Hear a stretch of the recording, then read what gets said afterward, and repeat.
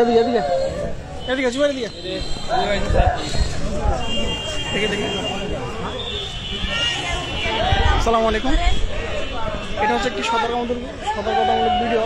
হচ্ছে স্ক্রিনে আমরা ছেলেটাকে দেখতেছি, তার হচ্ছে কুকুর কামড়াইছিল। তো এখন হচ্ছে তাকে প্রপার সময় হচ্ছে যে ভ্যাকসিন অর্থাৎ জলনাকে ভ্যাকসিন না দেওয়াতে সে এখন পুরো হচ্ছে কুকুরের মতো আচরণ করতেছে। অর্থাৎ কী করা যায় আমাদেরকে যারা হচ্ছে যখনই কুকুরে কামড়াবে আমাদের প্রত্যেকের উচিত সঠিক সময় তার ট্রিটমেন্ট নেওয়া।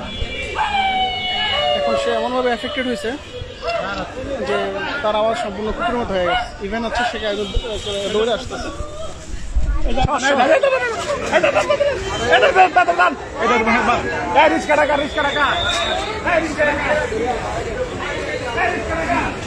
আমাদের প্রত্যেককেই সতর্ক হওয়া উচিত। যখনই কোনো কুকুর কামড়াবে সেটা সাথে সাথে ট্রিটমেন্ট নেওয়া। এখন বাচ্চাটার এমন একটা কন্ডিশন, এমন একটা পরিস্থিতিতে পৌঁছেছে সে সম্পূর্ণ কুকুরের মতো আচরণ, শব্দ, ডাক, অনেক মানুষের ভিড়।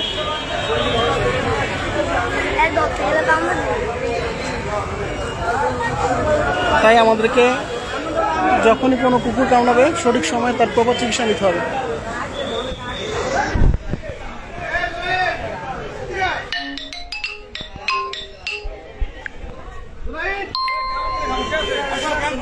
কেমন দিব আল্লাহ মাফ করো আল্লাহ।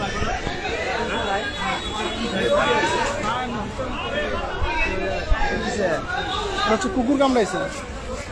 এখন কুকুর কামড়াইছে সঠিক সময় চিকিৎসা না করার কারণে, জলনাকে ভ্যাকসিন না দেওয়ার কারণে কুকুরের মতো আল্লাহ মাফ করো। খুব খারাপ লাগতেছে।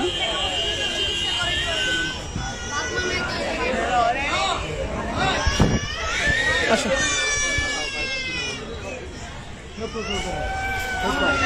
এটা হচ্ছে চাঁদপুর সদর।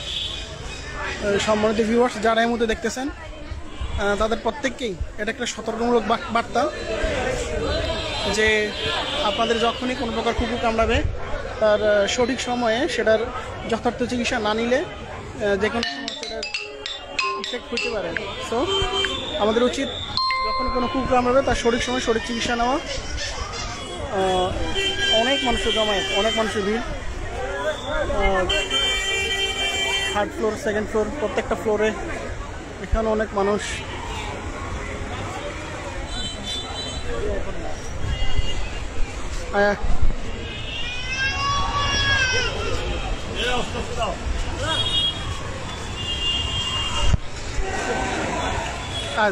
দেখি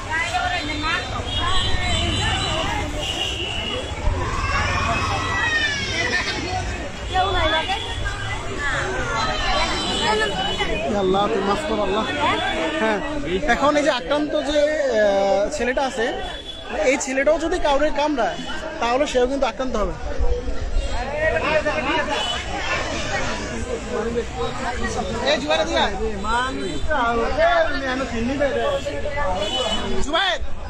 আমরা